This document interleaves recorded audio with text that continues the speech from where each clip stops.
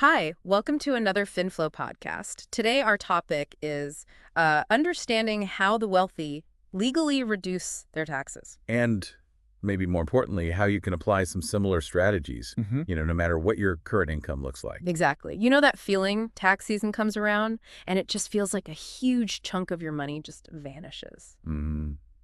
It can be frustrating. But what if there's like a different way to look at it? What if the wealthy aren't just, dodging taxes, but they're actually playing by rules that, well, maybe more of us can use? That's a great way to put it. It's often less about sneaky tricks and more about understanding the incentives that are built right into the tax system itself. Incentives, like the government wants certain things to happen. Yeah, exactly. Yeah. Governments use the tax code to encourage certain economic activities, things like investing, starting businesses, maybe owning property. The rules often reflect those goals. Okay. So, our goal today, our deep dive, isn't about finding ways to cheat the system. Not at all. No, definitely not. It's about shedding light on the legal ways, the strategic ways people navigate taxes. Right. We want to break down some of those strategies you hear about, maybe call them loopholes sometimes, and really see how you, our listener, might be able to use similar ideas, even if you're not a millionaire. Yet. Okay, so first things first, it kind of requires a bit of a mindset shift, doesn't it? It really does. It helps to think of the tax code almost like, like a game board. A game. Yeah, it's got rules, right? There are strategies. Yeah. And like any game, the better you understand those rules, the better you can play. The wealthy often don't see tax as just a penalty. They see it as what? As a framework, Yes. a system of incentives. They look for ways to align what they're doing financially with what the government actually wants to encourage through the tax code. Okay, so they're not trying to pull a fast one. They're just using the rules that are already there legally. Precisely. And that's key for anyone listening who wants to be more financially savvy. You're already in this game, so understanding the rules just makes sense. Right. Makes total sense. Okay, let's get into some specifics then. One thing people talk about a lot is depreciation. How does that work? Depreciation. It's a really powerful example of how you can get tax benefits from what we sometimes call a phantom loss. Phantom loss. Sounds spooky. Maybe a little. But imagine you buy, say, a rental property for $300,000. Even if that property's actual market value goes up over time. Which you hope it does. Right. The IRS still lets you deduct a portion of the property's cost each year. It's like pretending it's losing value due to wear and tear, even if it isn't in reality. So it's a loss on paper, but maybe not in your bank account. Exactly. You could be collecting rent, actually making money, positive cash flow, but because of depreciation, you might report a loss for tax purposes. Wow. And that means less tax on the rental income. Or potentially no income tax on it at all, in some cases. This phantom loss is a huge reason why real estate is often called, a bit of a tax haven. And does this work even if it's just like one rental house? Not a huge portfolio. Absolutely. The principle applies. It can really reduce the tax you pay on that rental income, whatever the scale. Okay, paper losses, real savings. Got it. Now, what about how you structure things? Like setting up a company. We hear about LLCs, S-Corp. What's the advantage there? Yeah, this ties back to those incentives again. Think about the difference between a regular W-2 employee and someone who owns a business. Okay. An employee usually, earns money, gets taxed on it immediately, and then spends what's left. Yep. Sounds familiar. But for a business owner, maybe someone with an LLC or an S-Corp, the flow could be different. It's often earn spend of the business force, then get taxed on what's left, the profit. So you get to deduct business costs before the tax man takes his share. That's the core idea. It's not some secret loophole. It's how the system is designed to encourage business activity. Setting up a formal business entity, even for freelance work or as side hustle. Like if I drive for Uber on weekends or sell crafts online. Potentially, yes. It allows you to deduct legitimate business expenses before calculating your taxable income. That's generally not an option for regular employment income. Okay, that makes sense. Which brings us right to write-offs. Everyone loves talking about write-offs. What kind of things can businesses actually deduct? Is it just for big companies? Not at all. This is definitely not just for the big players.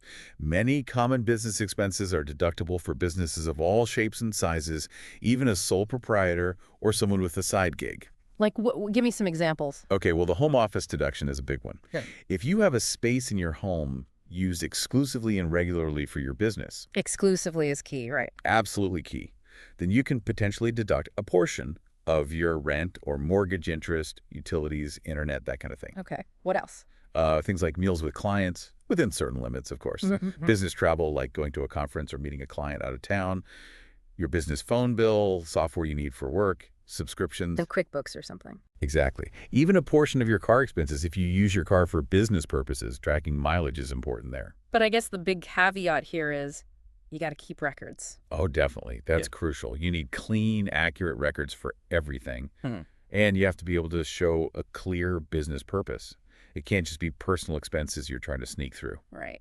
Makes sense. But the exciting part is, like you said, even just starting a small side hustle can unlock these potential deductions. It really can. That freelance work you mentioned, the software you buy for it, maybe part of your internet bill, those could potentially become deductible business expenses. That feels much more achievable. Okay, let's shift gears a bit. Let's talk about how income is taxed. I hear a lot about capital gains versus ordinary income. What's the deal there? This is a really, really fundamental point. Ordinary income, that's usually your salary, your wages from a job, it gets taxed at your regular income tax rates. Which can be pretty high, depending on how much you make. Up to 37% federally. Right. Correct. But capital gains, specifically long-term capital gains, that's profit from selling assets like stocks or real estate that you've held for more than a year. More than a year, okay. Those are often taxed at much lower rates. For many people, it could be 0%, 15%, maybe 20% at the top end for most, but significantly less than the ordinary income rates. Wow, 0% to 15% versus potentially up to 37%. That's a massive difference. It's huge. And this is a key reason why the wealthy often focus on building assets and investments. Because the income from those assets gets taxed less. Often, yes. If a large portion of your income comes from long-term investments selling at a profit, your overall effective tax rate can be much lower than someone earning the same amount purely through salary. So it's actually possible that someone earning, say, a really good salary but not investing much might pay a higher percentage in taxes than a billionaire whose wealth comes from investment. That's entirely possible. Yeah. It really highlights the difference in how different types of income are treated by the tax code. Makes you think about where your own income comes from, doesn't it? It really does. Okay, thinking about assets. Real estate comes up again. There's this thing called a 1031 exchange. Sounds complicated, but what is it? It sounds more complex than the basic idea. For real estate investors, it's an incredibly powerful tool. Let's say you sell an investment property, maybe a rental house, and you've made a good profit on it. Okay, so normally you'd owe capital gains tax on that profit. Normally, yes. Yeah. But with a 1031 exchange, if you take those proceeds from the sale and reinvest them into another similar investment property, what they call like-kind property within a specific time frame. You have to do it pretty quickly. Yeah, there are strict deadlines. But if you do it right, you can actually defer paying the capital gains tax on that initial sale. Defer. So not avoid, but push it off. Exactly. Yeah. Push the tax liability down the road. This lets you keep your capital working for you, reinvesting the full amount to buy more or bigger properties, and growing your portfolio faster without that immediate tax bite slowing you down. So you can kind of snowball your real estate investments without taxes interrupting the growth each time you sell. That's a great way to think about it. It allows for compounding wealth within real estate much more effectively. Very strategic. Very interesting. Okay, what about for stock market investors? Is there something similar? We hear about tax loss harvesting. Yeah, tax loss harvesting is a common strategy, especially towards the end of the year, but you can do it anytime. How does it work? Basically, if you have some investments, stocks, ETFs, whatever, that have lost value, Which happens. which definitely happens, you can sell those specific investments at a loss. Then you use that recorded loss to offset any capital gains you might have realized from selling other investments that went up. Ah, so the losses cancel out the gains, tax-wise. Exactly, up to the amount of your gains. Yeah. And if your losses are bigger than your gains, you can even deduct some of that excess loss against your ordinary income, up to a certain limit each year. So you can turn a losing investment into, like, a tax discount. Sort of, yeah. It helps cushion the blow of a loss by reducing your overall tax bill. And interestingly, there are rules, but you can often buy back a very similar, though not identical investment after a waiting period, so you can maintain your general market exposure if you want to. Clever. Okay, now, moving into the really high-level stuff. Yeah. We sometimes hear about the super wealthy using things like trusts and foundations. Are these relevant at all for, regular people? Well, trusts and private foundations are definitely more common tools for managing significant wealth. They're often used for estate planning, controlling how assets are passed down, potentially minimizing estate taxes, avoiding probate court.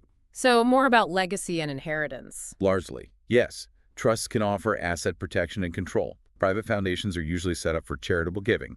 You can donate assets to your foundation, get a tax deduction, and then the foundation distributes funds to causes which you might still influence. So there are tax advantages, but it sounds complex. They absolutely are. There's significant administration, legal setup, and strict rules involved, especially with foundations. So, while maybe not a first step for most people, understanding they exist gives you a sense of the more advanced layers of financial planning. Right. It completes the picture. Okay, so we've covered a lot, from mindset shifts to specific tactics like depreciation and write-offs. Let's bring it back home. For our listeners listening right now, what are some concrete things they can actually do, maybe starting today, to become more tax savvy, regardless of income level? Great question. There are definitely actionable steps. First, if you have any income outside a regular job or you're thinking of starting something, even small. That side hustle again. Yes. Yeah. Seriously, consider formalizing it, even just as a sole proprietorship to start. That opens the door to those potential business deductions we talked about. Okay, step one, maybe start a side thing. What else? Absolutely crucial. Keep business and personal finances separate. Open a dedicated business bank account. Don't mix funds. Makes tracking easier, I bet. Way easier. And on that note, start using some kind of system to track income and expenses. Apps like QuickBooks Self-Employed, KeeperTax, WaveMany are affordable and designed for freelancers or small businesses. Don't wait until tax time to figure it out. Track as you go. Smart. And start investing if you aren't already, even small amounts. Stocks, ETFs, look into real estate crowdfunding if owning property directly isn't feasible yet. Start building assets that have the potential for those lower tax capital gains down the road. Build assets, not just earn income. Exactly. And maybe the most important one, talk to a professional. Find a good CPA or a tax strategist. Not just the person who files your forms in April. Right. Someone you can talk to proactively, maybe mid-year, to plan and strategize. Ask them, based on my situation, what opportunities might I be missing? They can give personalized advice. So be intentional. That seems to be the theme. That's really it. Intentional financial structuring. The wealthy aren't usually finding secret loopholes. They're just very deliberately using the rules that are available. Which means, hopefully, after this deep dive, you, our listener, now have a much better foundation for understanding some of these strategies and how they actually work. And the key takeaway is that many of these ideas are scalable. You might not do a 1031 exchange tomorrow. Probably not. But understanding depreciation helps if you buy a rental property. Understanding business deductions helps if you start freelancing. The principles apply. Absolutely. Well, this has been incredibly insightful, so if you found these insights valuable, please do give this deep dive a like. And subscribe to FinFlow. We'll have more strategies coming your way to help you build financial success. Yes, subscribe. And share this with someone you know, maybe someone who dreads tax season or wants to get smarter about their money. And follow FinFlow on social media too for daily tips and guidance. It's all about taking action. Start today.